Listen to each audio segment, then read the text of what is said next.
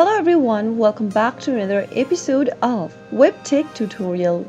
In today's video, I'm going to show you how to log into your Myer credit card online. So watch the video till the end and don't forget to subscribe to our channel by hitting that subscribe button. Press the notification bell so that you'll never miss another upcoming upload from us. Start off by opening up your preferred web browser and into the URL box, type in myer.com.au and press enter on your keyboard. From the official webpage of myer.com, scroll all the way down and click on the Myer credit card option at the bottom of the main home page. Now click the login button appearing on the left hand side. This will take you to the login area for a Myer credit card. In order to access your credit card, you'll need to type in your access code first. Now type in your password for your account. If you've forgotten your login details, you can get help by clicking on Forgot Login Details at the bottom of the page. After filling in all of your details,